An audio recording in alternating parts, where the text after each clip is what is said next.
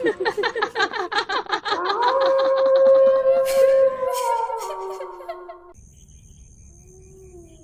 Listeners, আপনারা শুনছেন ভূতের খোঁজে।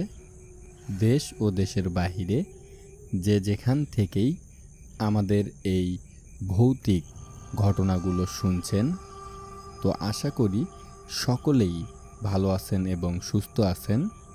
প্রিয় লিসেনার্স, যারা ভয় পেতে ভালোবাসেন এবং মানুষের সাথে ঘটে যাওয়া বিভিন্ন ধরনের ভৌতিক ঘটনাগুলো শুনতে ভালোবাসেন, তারা অবশ্যই ভূতের খোঁজে ইউটিউব চ্যানেলটি সাবস্ক্রাইব করে রাখতে পারেন।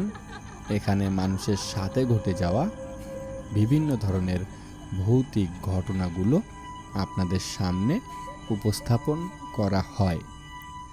আজকে যে প্রথমে আমি ঘটনাগুলো আপনাদের সাথে শেয়ার করব, সবগুলো ঘটনায় একটি বাড়িকে কেন্দ্র করে ভয়ঙ্কর একটি বাড়ির ঘটনা শুনবো আমরা। প্রিয় লিসেনার্স, তো একটি বাড়িতে ছোট ছোট অনেকগুলো ঘটনা ঘটে গিয়েছিল। অনেকেই অনেক কিছু দেখতে পেরেছিল সেই বাড়িতে। তো এরকম কিছু ঘটনা আমাদের সাথে শেয়ার করেছেন রনি ভাই, এবং এই ঘটনাগুলো রনি ভাইদের বাড়িতেই ঘটে যাওয়া। তিনি যেখানে থাকেন, তো সেই বাড়িতেই এই সবগুলো ঘটনা তাদের ফ্যামিলি মেম্বারদের সাথে ঘটে গিয়েছিল। আশা করি আজকের এই ঘটনাগুলো আপনারা যদি একটু মনোযোগ দিয়ে শোনার চেষ্টা করেন, কিছুটা পরিমাণ হলেও আপনারা ভয় পাবেন। তো সকলের কাছেই একটি রিকোয়েস্ট থাকলো যে আপনারা ঘটনাগুলো মনোযোগ দিয়ে শুনুন। প্রিয় লিসেনার্স, প্রথমেই আমি রনি ভাইদের একটু বাড়ির বর্ণনাটা দিয়ে নেই, তাহলে আপনাদের ঘটনাগুলো বুঝতে সুবিধা হবে। প্রিয় লিসেনার্স, রনি ভাইদের বাড়িটি এমন যে রাস্তার সাথেই তাদের বাড়ি, এবং সিরিয়ালে অনেকগুলো রুম, রাস্তার সাথেই লম্বা করে অনেকগুলো রুম তুলেছে তারা। এবং তাদের বাড়ির সামনে, তাদের বাড়ির যে আঙিনাটা, তো আঙিনাটার সামনে বিশাল বড় একটি বাঁশঝাড়, এবং আঙিনার মাঝখানে টিউবওয়েল, যেখান থেকে তারা পানি নিয়ে ইউজ করতো, পানি খেত। তো সেই টিউবওয়েলটি হচ্ছে আঙিনার মাঝখানে, এবং তাদের টয়লেটটি একটু দূরে ওই বাঁশঝাড়ের নিচে। যাই হোক, তো তাদের বাড়িটি এইরকম ছিল। প্রিয় লিসেনার্স, সেই বাড়িতেই এই ঘটনাগুলো ঘটে যাওয়া। প্রিয় লিসেনার্স, প্রথমেই যে ছোট্ট ঘটনাটি আমি আপনাদের সাথে শেয়ার করব, এই ঘটনাটি রনি ভাইয়ের ওয়াইফের সাথে ঘটে যাওয়া। প্রিয় লিসেনার্স, তো রনি ভাই ফুচকা এবং চটপটির ব্যবসা করতেন, সেই কারণে তাকে অনেক রাত করে বাড়িতে ফিরতে হতো। এবং রনি ভাইয়ের ওয়াইফ, তিনি একাই ওই বাড়িতে থাকতো। যতক্ষণ পর্যন্ত রনি ভাই বাড়িতে আসতো না, ততক্ষণ পর্যন্ত রনি ভাইয়ের ওয়াইফ তিনি একাই ওই বাড়িতে থাকতেন। যাই হোক, এইরকম একদিন রনি ভাইয়ের আসতে লেট হয়, রাত প্রায় 1টা বা 1:30টার মতো বাজে, এবং রনি ভাইয়ের ওয়াইফ তার রুমে বসে রনি ভাইয়ের জন্য অপেক্ষা করতেছিল। তিনি বসেছিল রুমের ভিতরে, যে কখন রনি ভাই আসবে তার জন্য রনি ভাইয়ের ওয়াইফ তো রুমের ভিতরে অপেক্ষা করতেছিল। তো তিনি এরকম অপেক্ষা করতে থাকে। তো রাত যখন প্রায় 1টা বা 1:30টার মতো বাজে, তখন রনি ভাইয়ের ওয়াইফ তিনি শুনতে পায় যে তার নাম ধরে বাহির থেকে কেউ একজন তাকে ডাকতেছে। রনি ভাইয়ের ওয়াইফের নাম ছিল আয়েশা। তো সেই আয়েশা আপুকে বাহির থেকে কেউ একজন ডাকতেছে। তো এরকম একবার বা দুইবার এরকম ডাক দেয় কর্কশ কণ্ঠে, যে আয়েশা, আয়েশা, দরজাটা খোলো। এইভাবে দুইবার বলে। তো আয়েশা আপু মনে করে যে হয়তো কেউ এসেছে বাড়িতে, সেই কারণে তিনি কোনো কিছু না ভেবে যখনই ওই রনি ভাইয়ের ওয়াইফ আয়েশা আপু তিনি দরজাটা খোলে, তো তিনি দরজাটা খুলে যে জিনিসটা দেখতে পায়, তো আয়েশা আপু দেখে যে শূন্যের উপরে ছোট্ট একটি বাচ্চা শিশু দাঁড় হয়ে আছে এবং হাতের ইশারায় আয়েশা আপুকে ঘরের বাইরে ডাকতেছে। তো বাচ্চাটার বয়স 3 থেকে 4 বছর হবে, এতটুকু একটা বাচ্চা। তিনি কিন্তু মাটিতে দাঁড় হয়ে ছিল না, যে বাচ্চাটা আয়েশা আপুকে বাইরে থেকে ডাকতেছিল। তো আয়েশা আপু দেখতে পায় বাচ্চাটা মাটি থেকে প্রায় 1-1.5 হাত উপরে দাঁড় হয়ে আছে। এইটা দেখার পর তো আয়েশা আপু ভীষণ ভয় পেয়ে যায় এবং ওই বাচ্চাটি দেখতে একদম কালো কুচকুচে ছিল এবং চোখগুলো অনেক লাল। সাধারণ যে মানুষের বাচ্চা এইরকম না, একদম ভিন্ন ধরনের একটা বাচ্চা শিশু। চোখগুলো অনেক লাল এবং শরীরের রং একদম কালো কুচকুচে। এটা দেখার পর তো আয়েশা আপু ভীষণ ভয় পেয়ে যায় যে এই বাচ্চা শিশু এখানে কিভাবে আসলো, বা এরকম শূন্যের উপরে কেন দাঁড় হয়ে আছে, বা কিভাবে দাঁড় হয়ে আছে। তো এগুলো তিনি ভাবতে ভাবতে অনেকটা ভয় পেয়ে যায়। তখনই তিনি সাথে সাথে দরজা লাগায় দেয়। লাগাই দিয়ে তিনি ঘরের ভিতরে বসে যতটুকু দোয়া দৌলত পারত তো সেগুলো তিনি পড়তে থাকে। এক পর্যায়ে যখন রাত 2:30 বা 2টার মতো বাজে, তো তখন আয়েশা আপু আরও খেয়াল করে যে তাদের যে উপরে টিনের চাল, তো টিনের চালের উপর কেউ একজন হাঁটাচলা করতেছে। টিনের চালের উপর যদি কেউ হাঁটে, ঘরের ভিতরে যারা থাকবে তারা কিন্তু অবশ্যই শব্দ পাবে বা বুঝতে পারবে যে টিনের উপর দিয়ে কেউ হাঁটাচলা করতেছে। প্রিয় লিসেনার্স, এইরকম আয়েশা আপুও বুঝতে পারে যে তাদের টিনের চালের উপর দিয়ে কেউ একজন হাঁটাচলা করতেছে এবং কিছুক্ষণ পর পর আওয়াজ পাচ্ছে যে বাচ্চারা যেভাবে হাসে, তো তাদের বাড়ির আঙিনার ভিতর থেকে তো এরকম বাচ্চারা হাসতেছে এবং এক পর্যায়ে কান্না করতেছে, একবার হাসাহাসি করতেছে। এগুলো ঘরের ভিতর থেকেই ওই আয়েশা আপু আওয়াজ শুনতে পারে যে বাচ্চারা বাইরে কান্না করতেছে, হাঁটাচলা করতেছে এবং হাসাহাসি করতেছে। তো এইগুলো ঘটনা সেই দিন তার সাথে ঘটে। তো পরবর্তীতে প্রায় রাত 3:30 বা 4টার এই দিকে রনি ভাই বাড়িতে ফেরে। বাড়িতে ফেরার পর রনি ভাই যখন দরজায় নক করে, তো আয়েশা আপু ভয়ে দরজা খুলতেই চাচ্ছিল না। পরবর্তীতে তিনি নিশ্চিত হয় বা কনফার্ম হয়ে তিনি বুঝতে পারে যে তার হাজব্যান্ড বাড়িতে এসেছে এবং রনি ভাই এসেছে। তখন তিনি নিশ্চিত হয়ে দরজাটা খুলে দেয়। তো রনি ভাই যখন রুমের ভিতর প্রবেশ করে, তো রনি ভাই তার ওয়াইফকে দেখে যে তিনি প্রচণ্ড ঘেমে গেছে এবং মানে একটা মানুষ যখন প্রচণ্ড ভয় পায় কীরকম হবে তার অবস্থা, তো এরকম অবস্থা হয়ে আসছে। তো পরবর্তীতে আয়েশা আপু রনি ভাইকে সব ঘটনা খুলে বলে যে এতক্ষণ তার সাথে কি কি ঘটনা ঘটে গিয়েছিল। প্রিয় লিসেনার্স, তো এইরকম প্রায় প্রায় তাদের বাড়িতে এরকম ভুতুড়ে ঘটনা ঘটতো বা অলৌকিক যে ভয়ঙ্কর ঘটনাগুলো, এগুলো ওই বাড়িতে ঘটেই যাচ্ছিল। এক পর্যায়ে তারা সেই বাড়িটা ওখান থেকে ছেড়ে দিয়ে অন্য জায়গায় বাড়ি করে। তো এর ভিতরেও আরও অনেক ঘটনা ঘটে গেছে, সে ঘটনাগুলো আমরা শুনবো। প্রিয় লিসেনার্স, এই ছোট্ট ঘটনাটি ওই রনি ভাইয়ের ওয়াইফের সাথে ঘটে গিয়েছিল। প্রিয় লিসেনার্স, তো এইরকম আরেক দিন রনি ভাইয়ের ওয়াইফের সাথে আরেকটি ঘটনা ঘটে গিয়েছিল। যেমন রনি ভাই যেহেতু ফুচকা এবং চটপটির এগুলোর ব্যবসা করতেন, তো তিনি ফুচকা চটপটি এগুলো বিক্রি করে অনেক রাত করে বাড়িতে ফিরতেন। দেখা যায় যে রাত 1টা 2টা এরকম 3টা পর্যন্ত বেজে যেত তার বাড়িতে ফিরতে ফিরতে। তো এরকম একদিন রনি ভাই ফুচকা চটপটি এগুলো বিক্রি করে প্রায় রাত 2:30টার এদিকে বাড়িতে চলে আসে। তো 2:30টার এদিকে যখন বাড়িতে আসে, তো রনি ভাই আয়েশা আপুকে বলে যে আমি ভাত খাবো, আমাকে ভাত দাও। বা তিনি যেহেতু ব্যবসা করে এসেছেন, এখন তাকে খাওয়া দাওয়া করে ঘুমাতে হবে। তো আয়েশা আপু দেখে যে তার যে জগ সেই জগে পানি নেই, খাওয়ার যে পানি, তো রুমের ভিতর কোনো পানি নেই। তো আয়েশা আপু রনি ভাইকে ভাত দিয়ে, রুমের ভিতরে ভাত দিয়ে, তো তিনি তাদের যে টিউবওয়েলটি ছিল আঙিনার ভিতরে, তো ওই টিউবওয়েলের কাছে যায় পানি আনার জন্য।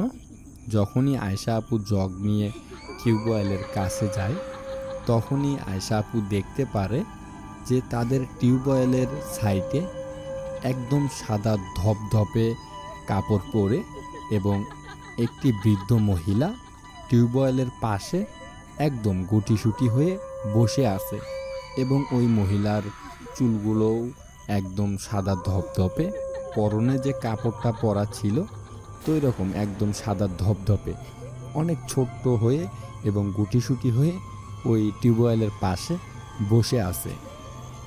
তো ওই বাড়িতে কিন্তু রনি ভাই এবং আয়েশা আপু ছাড়া কেউ ছিল না। রনি ভাই এবং আয়েশা আপু তারা দুইজনেই কিন্তু ওই বাড়িতে থাকতো। তো আয়েশা আপু যখন এই বৃদ্ধ মহিলাকে ওই টিউবওয়েলের পাশে বসে থাকতে দেখে, তখন তো তিনি অবাক হয়ে যায় যে এত রাত্রেবেলা কে এখানে এইভাবে বসে আছে সাদা কাপড় পরে এবং পাকা একদম সাদা ধপধপে চুল নিয়ে, এখানে কে এইভাবে বসে আছে। তো আয়েশা আপু কিন্তু ওই বৃদ্ধ মহিলা বা যিনি সাদা কাপড় পরে টিউবওয়েলের পাশে বসে আছে তার কিন্তু চেহারাটা দেখতে পাচ্ছিল না। ওই মহিলা, যে মহিলা টিউবওয়েলের পাশে সাদা ধপধপে এবং চুলগুলো সাদা, যে মহিলাটি বসেছিল মাথাটা একদম নিচু করে বসেছিল, তার চেহারা দেখতে পাচ্ছিল না। যাই হোক, রনি ভাই রুমের ভিতরে ছিল এবং আয়েশা আপু কিন্তু ওই টিউবওয়েলের কাছে এসেছিল পানি নেওয়ার জন্য। তো আয়েশা আপু ওই বৃদ্ধ মহিলাকে জিজ্ঞেস করে যে এই আপনি কে, এখানে এইভাবে বসে আছেন কেন, কোথায় থেকে আপনি আসলেন, এরকম যখন জিজ্ঞেস করতে থাকে, তো ওই বৃদ্ধ মহিলা কোনো কথা বলছিল না বা কোনো প্রশ্নের উত্তর দিচ্ছিল না। তো এক পর্যায়ে এইরকম আয়েশা আপু যখন জিজ্ঞেস করতে থাকে এবং রনি ভাইয়ের কানে শব্দ যায় যে রনি ভাইয়ের ওয়াইফ কারোর সাথে কথা বলতেছে বা কাউকে কিছু জিজ্ঞেস করতেছে, তো রনি ভাই তখন রুমের ভিতর থেকেই ভাবে যে আয়েশা এত রাত্রেবেলা কার সাথে কথা বলে বা কাকে এগুলো বলতেছে। তো রনি ভাই রুম থেকে যখন বের হয়ে আসবে বা আসতেছে, তখনই ওই সাদা কাপড় পরা যে বৃদ্ধ মহিলা টিউবওয়েলের পাশে বসেছিল, তখন ওই বৃদ্ধ মহিলা দাঁড় হয়ে আস্তে আস্তে হেঁটে হেঁটে তো তাদের বাড়ির সামনে যে বাজার, তো সেই বাজারের ভিতরে ঢুকে যায়। আর আয়েশা আপু কিন্তু সেখানেই দাঁড় হয়েছিল, যে তিনি দেখতে পাচ্ছিল যে ওই বৃদ্ধ মহিলা উঠে তো বাজারের ভিতরে চলে গেল। তো এক পর্যায়ে রনি ভাই আয়েশা আপুর ওখানে আসে, আসার পর আয়েশা আপুকে জিজ্ঞেস করে যে তুমি এতক্ষণ কার সাথে কথা বললা বা কাকে এই প্রশ্নগুলো করলা যে আপনি কে। তখন আয়েশা আপু তার হাজব্যান্ডকে বলে, রনি ভাইকে বলে যে কেউ একজন বৃদ্ধ মহিলা এই টিউবওয়েলের পাশে বসেছিল, তাকে আমি এগুলো জিজ্ঞেস করেছি। তো রনি ভাই বলে যে এত রাত্রেবেলা এখানে বৃদ্ধ মহিলা কোথায় থেকে আসবে বা কে এখানে আসবে। তখন আয়েশা আপু বলে যে আমি তো বুঝতে পারছি না, কিন্তু এখানে একটা বৃদ্ধ মহিলা ছিল, আমি নিজের চোখে ওই বৃদ্ধ মহিলাকে দেখেছি। তো রনি ভাই বলে যে বৃদ্ধ মহিলা কই গেল। রনি ভাই কিন্তু দেখতে পায় নাই যে ওখানে কেউ একজন বসেছিল বা চলে গেছে, কিন্তু আয়েশা আপু দেখেছিল। তখন আয়েশা আপু বলে যে ওই বৃদ্ধ মহিলা বাজারের ভিতরের দিকে চলে গেছে। যাই হোক, পরে এই জিনিসটা তারা বুঝতে পারে যে হয়তো এটা কোনো ভালো জিনিস ছিল না বা মানুষ ছিল না, অন্য কিছু ছিল। তখনই ওই আয়েশা আপু টিউবওয়েল থেকে পানি নিয়ে রুমের ভিতরে চলে যায়। তো সেই দিন রাত্রেবেলা আর তাদের সাথে কোনো কিছু ঘটেনি, প্রিয় লিসেনার্স। তো এই দুইটি ঘটনা তো আয়েশা আপুর সাথে ঘটে গিয়েছিল, আর এই দুইটি ঘটনা কিন্তু এক রাতেই ঘটেনি, ভিন্ন ভিন্ন রাতে তো এই ঘটনা দুইটি আয়েশা আপুর সাথে ঘটে গিয়েছিল প্রিয় লিসেনার্স। তো এখানেই সবগুলো শেষ হতে পারত, কিন্তু শেষ হয়নি। রনি ভাইয়ের সাথেও আরও ভয়ঙ্কর কিছু ঘটনা ঘটে গিয়েছিল। সেই বাড়িতেই তিনি অনেক কিছু দেখতে পেরেছিল। তো সেই ঘটনাগুলোও কিন্তু রনি ভাই আমাদের সাথে শেয়ার করেছেন প্রিয় লিসেনার্স। এখন যে ঘটনাটি আমি আপনাদের সাথে শেয়ার করব, তো ওই একই বাড়িতে রনি ভাইয়ের সাথে ঘটে গিয়েছিল। এর আগে যে ঘটনাগুলো আমি বললাম সেগুলো কিন্তু রনি ভাইয়ের ওয়াইফের সাথে ঘটে যাওয়া। এখন যে ঘটনাগুলো বলবো এগুলো রনি ভাইয়ের সাথে ঘটে যাওয়া। তিনি তার নিজের চোখে কিছু জিনিস দেখেছিল ওই বাড়িতে, সেগুলো এখন আমি আপনাদের সাথে শেয়ার করব প্রিয় লিসেনার্স। আমি আগে অনেক কয়েকবার বলেছি যে রনি ভাই ফুচকা এবং চটপটির ব্যবসা করত, সেই কারণে তাকে অনেক রাত করে বাড়িতে ফিরতে হতো।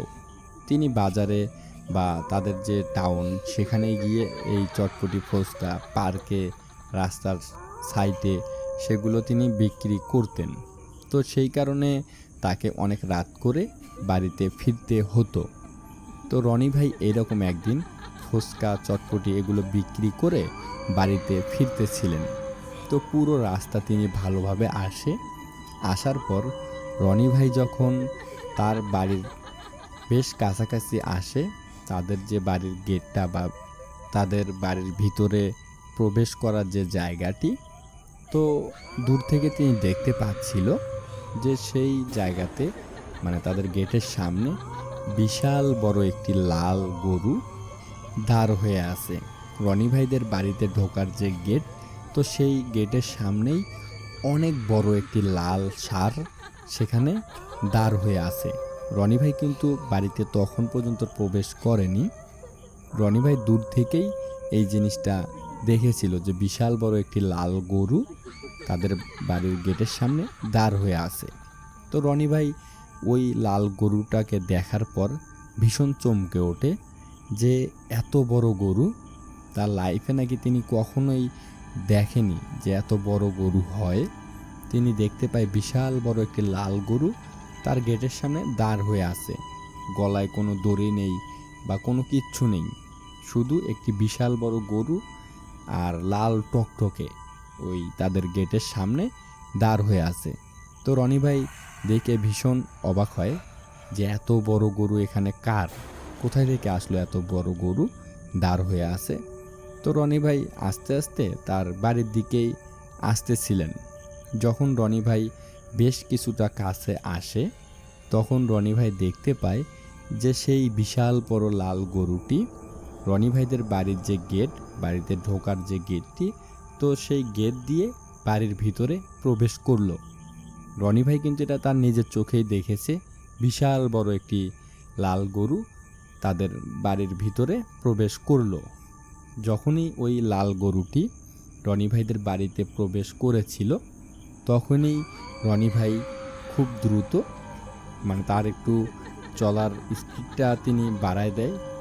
মানে রনি ভাইয়ের ভিতরে একটু কৌতূহল সৃষ্টি হয়, তিনি দেখবেন যে এই গরুটি বাড়ির ভিতরে প্রবেশ করলো কার বা কোন দিকে যায়, এটা তিনি দেখবে।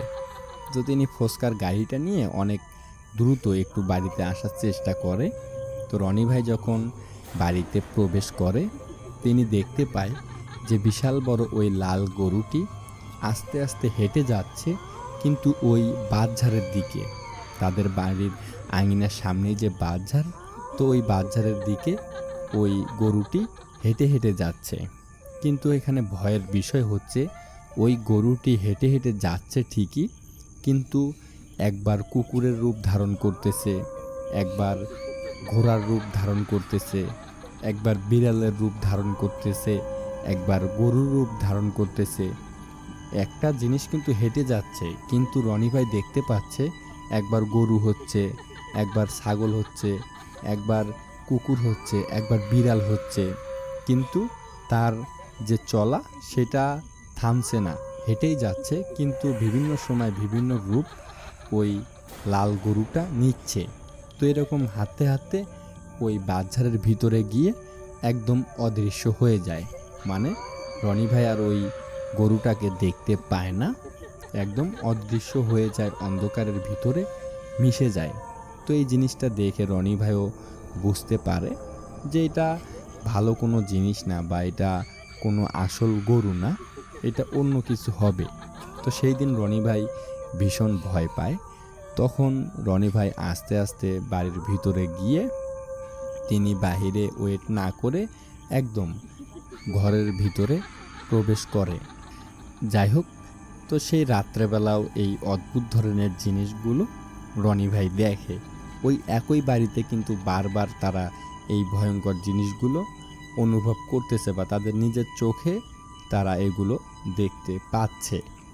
তো সেই রাত্রেবেলা যখন রনি ভাই ওই লাল গরুটাকে দেখে, দেখার পর ভীষণ ভয় পেয়ে রুমের ভিতরে প্রবেশ করে। সেই রাত্রেবেলা রনি ভাই আর ঘর থেকে বের হয়নি, তিনি খাওয়া দাওয়া সেরে তো ঘুমিয়ে গিয়েছিলেন। প্রিয় লিসেনার্স, রনি ভাইয়েরা কিন্তু এই জিনিসগুলো প্রায় প্রায় দেখতে পাচ্ছিল, এই অদ্ভুত ধরনের জিনিসগুলো দেখতে পাচ্ছিল, কিন্তু তাদের যে কখনো ক্ষতি করবে, তো ওই জিনিসগুলো কিন্তু রনি ভাইদের কোনো ক্ষতি করেনি, কিন্তু তারা প্রায় প্রায় এই ভয়ঙ্কর জিনিসগুলো দেখতে পেত, কিন্তু রনি ভাইদের কখনোই ক্ষতি করেনি। কিন্তু এগুলো জিনিস দেখে রনি ভাই এবং রনি ভাইয়ের ওয়াইফ তারা দুইজন মিলেই অনেক ভয় পেয়ে যেত। এটা হওয়া স্বাভাবিক, ভয় পাওয়াটা স্বাভাবিক, কারণ কোনো জিনিস যদি আমাদের ক্ষতি না করে, তবুও যদি ওই জিনিসগুলো দেখতে ভয়ঙ্কর হয় বা ভিন্ন কোনো জিনিস হয়, তবুও কিন্তু আমাদের ভিতরে একটা ভয় কাজ করবেই, এটা কিন্তু স্বাভাবিক। যাই হোক, এরকম জিনিসগুলো ওই বাড়িতে রনি ভাইয়েরা সব সময় দেখতে পেত। প্রিয় লিসেনার্স, তো এরকম আরও একদিন রনি ভাই তার যে ফুচকা চটপটি এগুলো বিক্রি করে তিনি বাড়িতে ফিরতেছিলেন। তো বাড়িতে ফেরার পরে তিনি আঙিনার ভিতর সাইডে তার গাড়িটি রেখে দেন প্রতিদিন। যাই হোক, ওই দিনও তিনি তার আঙিনার সাইডে ফুচকার গাড়িটি রেখে দিয়ে রনি ভাই তার যখন রুমের দিকে যাবে, তখনই রনি ভাইয়ের ওই তাদের আঙিনার সামনে যে বাঁশঝাড়টি, তো ওই বাঁশঝাড়ের ওইদিকে তার চোখ যায়।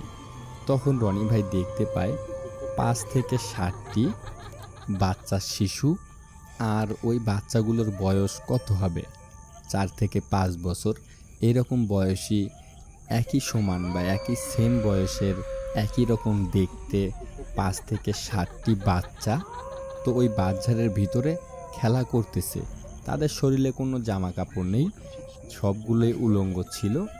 তো ওই বাচ্চাগুলো ওখানে হাসতেছিল, বা খেলাধুলা করলে বাচ্চারা যেরকম হয় তো এরকম করতেছিল। রনি ভাই দেখতে পায় যে ওই বাচ্চাগুলো দৌড়ে দৌড়ে বাঁশের উপরে উঠে যাচ্ছে, বাঁশ গাছের উপরে উঠে যাচ্ছে, এবং ওখান থেকে লাফ দিয়ে আবার মাটিতে পড়তেছে। এরকম রনি ভাই দেখতে পাচ্ছিল যে অনেকগুলো বাচ্চা শিশু বাঁশঝাড়ের ওখানে খেলা করতেছে, হাসতেছে, কিন্তু ওই হাসির আওয়াজটি রনি ভাইয়ের কানে আসতেছিল না। কিন্তু রনি ভাই দেখে বুঝতে পারছিল যে বাচ্চাগুলো হাসাহাসি করতেছে এবং দৌড়ে গাছের উপরে উঠে যাচ্ছে এবং বাস থেকে দৌড়ে দৌড়ে নামতেছে। এই জিনিসগুলো রনি ভাই সেই দিনও দেখতে পায়। যাই হোক, তিনি এগুলো দেখার পরও না দেখার ভান করে রুমের ভিতরে চলে যায়। তো রুমের ভিতরে যাওয়ার পর তিনি তার ওয়াইফের সাথে এই ঘটনাগুলো শেয়ার করে যে এরকম 2 দিন আমি দেখলাম যে একটি লাল গরু আমাদের বাড়ির ভিতরে প্রবেশ করলো। সেই গরুটি হেঁটে যাচ্ছে এবং একবার বিড়ালের রূপ ধারণ করে, একবার কুকুরের রূপ ধারণ করে, একবার ছাগলের রূপ ধারণ করে, এরকম বিভিন্ন রূপ ধারণ করে তো ওই বাঁশঝাড়ের ভিতরে চলে যাচ্ছে। এরকম রনি ভাই তার ওয়াইফের সাথে শেয়ার করে। তখন রনি ভাইয়ের ওয়াইফ বলে যে এগুলো তো এইভাবে থাকা যাবে না, এখানে আমরা কিন্তু ভয় পাই, ওগুলো আমাদের ক্ষতি করে না ঠিকই, কিন্তু আমরা কিন্তু ভয় পাই। যাই হোক, পরবর্তীতে তারা দুজন মিলে একটা পরামর্শ করে যে তারা একটা হুজুরকে বলবে বা একটা হুজুরকে ডেকে আনবে, যাতে তারা এই জিনিসগুলো আর দেখতে না পারে। প্রিয় লিসেনার্স, তো এরকম কয়েকদিন পর রনি ভাই একটি ভালো হুজুরের সন্ধান পায়, যে ওই হুজুর নাকি এগুলো সমাধান করতে পারে। যখন রনি ভাই ওই হুজুরের কাছে যায়, তো ওই হুজুর সহ রনি ভাইদের বাড়িতে আসে। আসার পর ওই হুজুর তার যে করণীয় জিনিসগুলো সেগুলো তিনি করে। তখন ওই হুজুর বলে যে আপনারা এই বাড়িটি ছেড়ে দিন, এই বাড়িটি ছেড়ে দিলে ভালো হবে, এখানে আপনাদের না থাকাটাই ভালো। কারণ এখানে যে জিনগুলো আছে বা জিন ভূত পেত যাই হোক, এখানে যেগুলো আছে এগুলো অনেক শক্তিশালী, কিন্তু কারো কখনো কোনো ক্ষতি করে না। যদি আমি এগুলোকে এখান থেকে তাড়াতে যাই বা দূর করতে যাই, তাহলে হয়তো আমারও কোনো ক্ষতি হতে পারে বা আপনাদেরও কোনো ক্ষতি হতে পারে। যাই হোক, এটা সবথেকে ভালো হয় এই জায়গাটা এখান থেকে ছেড়ে দিয়ে আপনারা অন্য কোনো জায়গায় বাড়ি করুন, এগুলোর পিছে না লাগাটাই ভালো।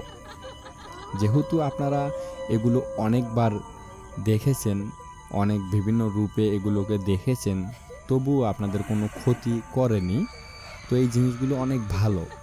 যদি আপনারা এই বাড়িটা ছেড়ে দিয়ে অন্য কোনো জায়গায় বাড়ি করেন, এইটা আপনাদের জন্য ভালো হয়। তো রনি ভাইও ভাবে যে হ্যাঁ, তিনি এই বাড়িটা ছেড়ে দিয়ে বা এই বাড়িটা এখান থেকে ভেঙে অন্য কোনো জায়গায় নিয়ে চলে যাবে। পরবর্তীতে ওই হুজুরের কথা মতোই রনি ভাইয়েরা ওই বাড়িটি ওখান থেকে সরিয়ে অন্য জায়গায় চলে যায়।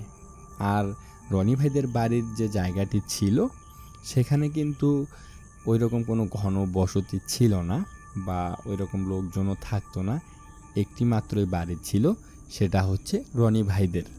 পরবর্তীতে রনি ভাইয়েরা ওই বাড়িটি ছেড়ে দিয়ে অন্য জায়গায় তাদের জমি ছিল, সেখানে গিয়ে বাড়ি করে। প্রিয় লিসেনার্স, তো ওই জায়গাটি এখন পর্যন্ত পরিত্যক্ত অবস্থায় আছে। তো ওই রাস্তা দিয়ে যদি রাত্রেবেলা কেউ কখনো চলে যায় বা যেতে ধরে, তাহলে অনেকেই নাকি অনেক কিছু দেখতে পায়। প্রিয় লিসেনার্স, তো পরবর্তীতে তারা তো ওখান থেকে চলেই গেছে, তাদের সাথে আর কোনো কিছু ঘটেনি। তো এই ছিল রনি ভাইয়ের ঘটনাটি। এই ভয়ঙ্কর যে ঘটনাটি আমরা শুনলাম, সবগুলো ঘটনাই কিন্তু একটি বাড়িতেই ঘটে যাওয়া রনি ভাইদের। তো এই ঘটনাগুলো কিন্তু রনি ভাই আমাদেরকে ইমেল করে পাঠায়নি বা মেসেজ করে পাঠায়নি। আমি কিন্তু এই ঘটনাগুলো সরাসরি রনি ভাইয়ের মুখ থেকে শুনেছি। তিনি সরাসরি আমার কাছে এই ঘটনাগুলো শেয়ার করেছেন। তো রনি ভাইয়ের মুখ থেকে এই ঘটনাগুলো শুনে আমি আপনাদের সাথে শেয়ার করলাম।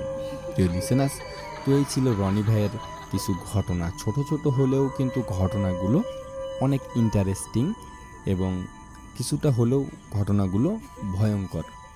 প্রিয় লিসেনার্স, তো আজকে এই রনি ভাইয়ের ঘটনাটি থাকলো। আবারও আপনাদের সাথে কথা হবে অন্য কোনো ঘটনায়, অন্য কোনো এপিসোডে। তো এই পর্যন্ত সবাই সুস্থ থাকবেন, ভালো থাকবেন, সেফ থাকবেন। আর যারা এখনও ভূতের খোঁজে ইউটিউব চ্যানেলটি সাবস্ক্রাইব করেননি, তারা অতি দ্রুত ভূতের খোঁজে ইউটিউব চ্যানেলটি সাবস্ক্রাইব করে ফেলুন। এইরকম বা অন্যরকম মানুষের সাথে ঘটে যাওয়া সত্য ভয়ঙ্কর ভুতুড়ে ঘটনাগুলো শোনার জন্য। প্রিয় লিসেনার্স, তো সবাই সুস্থ থাকবেন, ভালো থাকবেন, সেফ থাকবেন। সবাইকে আসসালামু আলাইকুম।